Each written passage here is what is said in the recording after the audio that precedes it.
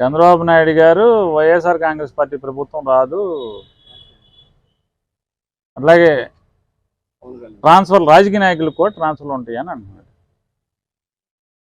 చంద్రబాబు నాయుడు గారికి వైఎస్ఆర్ కాంగ్రెస్ పార్టీలో ఉన్న శాసనసభ్యుల పట్ల కొత్తగా ప్రేమ పుట్టుకొచ్చింది.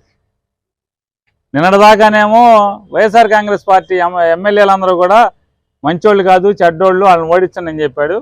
ఇప్పుడేమో అంటే గోతిగాడ నక్కలాగా చంద్రబాబు నాయుడు ఎంతసేపు శవాల మీద పేలాలు ఏరుకుందామా, లేకపోతే ఎక్కడ ఏది అంటే ఎంతసేపు డబుల్ స్టాండర్డ్స్, 2 నాలుకల ధోరణి, 2 కళ్ళ ధోరణి, 2 కళ్ళ సిద్ధాంతం, 2 నాలుకలు, 4 నాలుకల సిద్ధాంతం.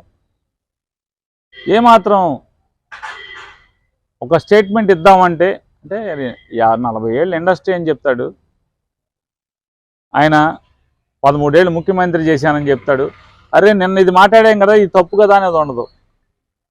వైఎస్ఆర్ కాంగ్రెస్ పార్టీ 175 సీట్లు గెలవటానికి ఎలాగో జగన్మోహన్ రెడ్డి గారు ఏర్పాట్లు చేసుకున్నాడు. ఈ ఏర్పాట్లు చూసి షాక్ షాక్ తగిలింది ఎవరికైనా చంద్రబాబుకి. జగన్మోహన్ రెడ్డి గారు ఈ సీట్లు మార్చడంలో మొదటి బాధితుడు ఎవడంటే చంద్రబాబు నాయుడు. ఒక్కసారి షాక్ తగిలి ఇదేంటో మొత్తం జగన్మోహన్ రెడ్డి సినిమా మార్చేస్తున్నాడని చెప్పని కంగారులో మాట్లాడతాడు. ఏమంటాడు, బీసీలకి దళితులకైనా మార్చేది, ఎమ్మెల్యేలకు కూడా ట్రాన్స్ఫర్లు ఉంటాయని. మరి నీకెందుకు ఉంది ట్రాన్స్ఫరు?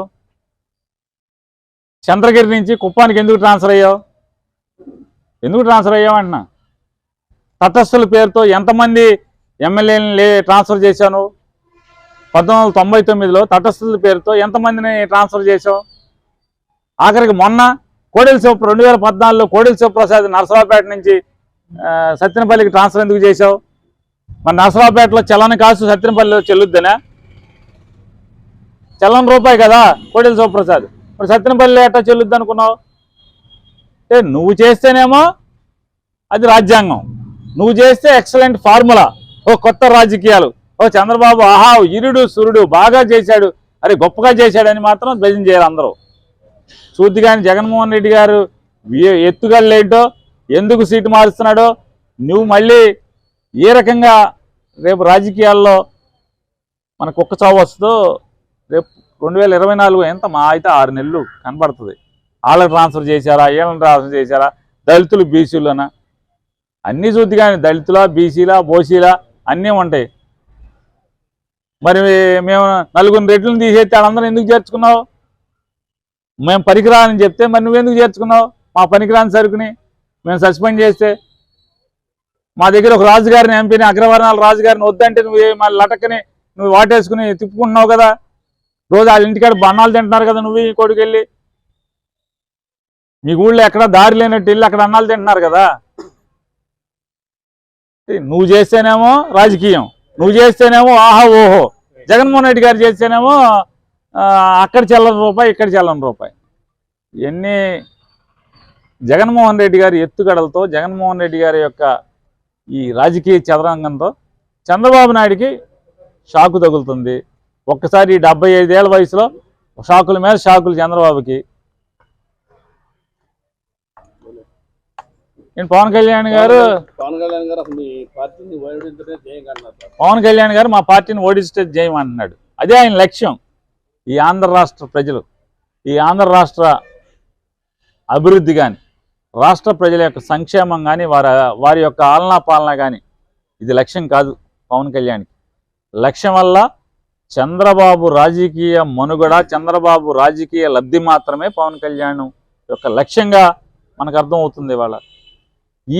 ఇవాళ దాకా ఎన్ని సీట్లు అనేది ఇద్దరు తెలుసుకోరు. కేవలం గడచిన 4 సంవత్సరాల క్రితం నేను చెప్పాను, పవన్ కళ్యాణ్ గారు ఆయన పార్టీని ఒక వినూత్నంగా ఒక టెంట్ హౌస్ పార్టీని పెట్టారు. రాజకీయాల్లో టెంట్ హౌస్ లాంటి పార్టీ అంటే కిరాయికి అద్దెకి ఇచ్చేటువంటి, మన ఇంట్లో భోజనాలు పండగ పబ్బమో ఉంటే షామ్యానాలు తెచ్చుకుని కుర్చీలు తెచ్చుకుని ఎట్లా తెచ్చుకుంటామో అద్దెకి, ఆ రకంగా తన రాజకీయ పార్టీని లాంగ్ లీజ్కి ఇచ్చినటువంటి పవన్ కళ్యాణ్ తన పార్టీని లాంగ్ లీజ్కి చంద్రబాబు నాయుడికి అద్దెకి ఇచ్చినటువంటి పరిస్థితులు మనకు కనపడుతున్నాయి. అయినా కూడా ఆయన ఓ పక్కేమో తెలంగాణలో వీళ్ళందరూ ఇంట్లో అందరికీ ఓటు ఉంటుంది, వీళ్ళ ఓట్లని తెలంగాణలో ఓట్లేస్తారు పవన్ కళ్యాణ్తో సహా. ఆంధ్రాతో రాజకీయాలు అంటారు.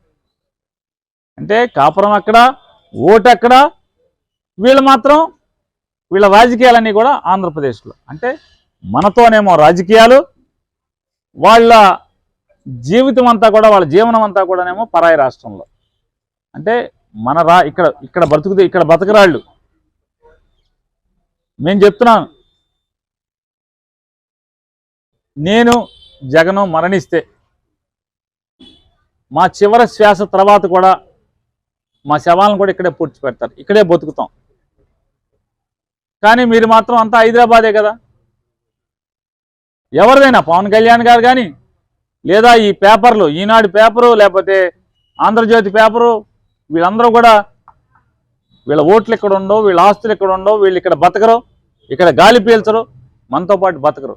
కానీ వీళ్ళు మాత్రం ఈ రాష్ట్రం గురించి ఎంత అసహ్యంగా రాయాలో, ఎంత చంద్రబాబుకు అనుకూలంగా ఏ రకంగా ప్రవర్తించాలో ఆ రకంగా ఎత్తుగళ్ళు వేస్తుంటారు. జగన్మోహన్ రెడ్డి గారి మీద విషం చిమ్ముతుంటారు. ఏ రోజున ఇవాళ జగన్మోహన్ రెడ్డి గారు 2019 నుంచి ఈ రోజు దాకా చేసినటువంటి